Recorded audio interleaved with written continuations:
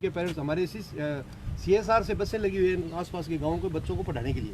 तो जब उनके वो क्या उनके पेरेंट आते हैं, पेरेंट मीटिंग होती है, वैसे भी जनरल स्कूल में आते हैं। तो ये जो चीज़ है ना साहब, ऐसा तो है नहीं कि हमारे अलावा कोई अंदर आदमी घुस नहीं सकता।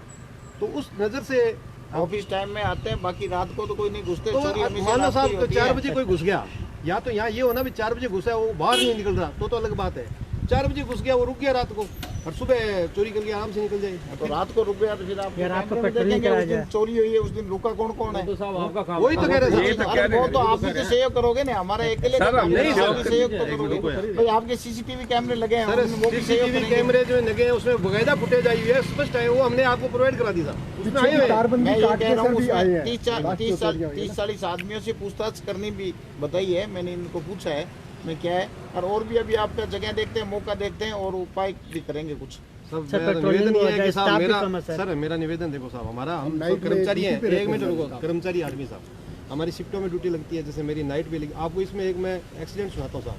2 फीमेल कर्मचारी, उनको 1 क्वार्टर दिया हुआ, एक की नाइट ड्यूटी थी, वो क्या किया, नाइट ड्यूटी जारी थी, दूसरी वाले ने ये कहा कि तू जा ही रही है, तो बाहर से लोग लगाते हैं, सुबह 7 बजे आके तेरे को खोलना है, मैं तो सोना है।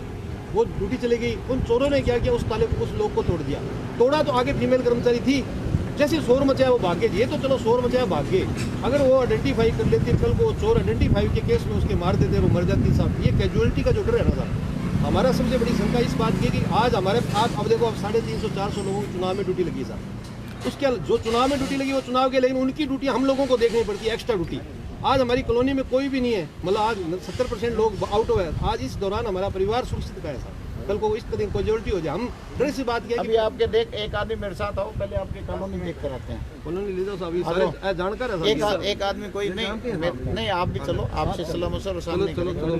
एक आदमी आप आ जाओ मेरी गाड़ी में, आपका मौका देखेंगे, चोरी हुई है हमारे हेडी आ रहे हैं, वही आप चीफ साहब को ले जाना साथ है, मुखिया साहब चीफ साहब से तो और आपके दूसरे मुद्दों पर बातचीत करेंगे आप। निवेदन ये है कि साहब एक बात सुन लो, देखो हमारी मेरे कर्मचारी की बात की थी, आपका कर्मचारी है, तो आज की चौकी की स्थिति है कि स्टाफ को नहीं, आज अगर मेरा नहीं है कि कि वो चोर रहे और वो भाज रहे, तो आगे इसी स्थिति को नहीं कि बिन भाज गया पकड़ ले, कि ना तो आगे स्टाफ ना आगे साधन, तो आगे भी एक समस्या है साहब, इनको भी थे सगे सॉर्ट करो। भैया हमारा कर्मचारी थे, आप ठीक है ना, कर्मचारी भाई इसका समाधान कौन करेंगे? ठीक करो साहब, तो मैं नहीं करूंगा, इसका समाधान SP साहब करेंगे। तो हमारी बात ने मेंशन करो ना, अरे आपकी बात मेंशन करेंगे, SP साहब के सामने रखेंगे, परंतु SP साहब के भी आगे समस्या है। समस्या तो साहब सारी समस्या सुनो श्री SP साहब के भी समस्या है, तो बाहर समस्या लिया देखो अपने जो उपलब्ध चीज है उसके अनुरूप अपने अधिक समझिता अच्छा हो सके करेंगे। सर नमस्कार, सतीश यादव, कल ज्वाइन किया मैंने। आज मैं अभी गया हुआ था शुरू एविडेंस में, सेशन कोर्ट में। एविडेंसों में हमें जो तफ्तीश करते हैं उसमें बार बार भगना पड़ता है, जहाँ जहाँ रहे हैं। मजिस्ट्रेट साहब ने वारंट और निकाल रखा था मेरा केस कल। वारंट नहीं है, वारंट निकाल दिया, जमानत जब्त की कार्रवाई कर दी, 446 की कर दी, 174 की कर दी, कई कार्रवाई कर दी। आप नहीं आ रहे, ये करता हूँ वो करता हूँ, वो साहब भी हमारे SP साहब के साथ डेढ़ आदमी थे, मांगे हुए थे। कई दिन से देखो यहाँ पे ये कॉन्ट्रैक्ट भी कर रहे हैं, आप लोगों से आश्वासन भी मिल रहा है, लेकिन कुछ SP साहब ने क्या कहा?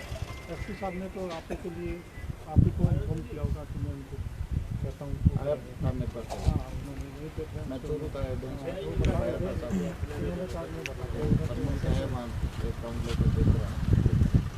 अब ये तो 13 तारीख से चोरी है, इसके बाद डायरी के गुजारिश से मॉडल काफ़ी तफ्तीश वगैरह की थी। नहीं, हमने 30-40 व्यक्तियों से पूछताछ की, काफ़ी भी पूछताछ की है, कम डाटा भी लिए, सारी कार्रवाई तो हमारी चल रही है। समय अब कहते हैं आप कर्मचारी तो आप कर्मचारी, हम भी कर्मचारी,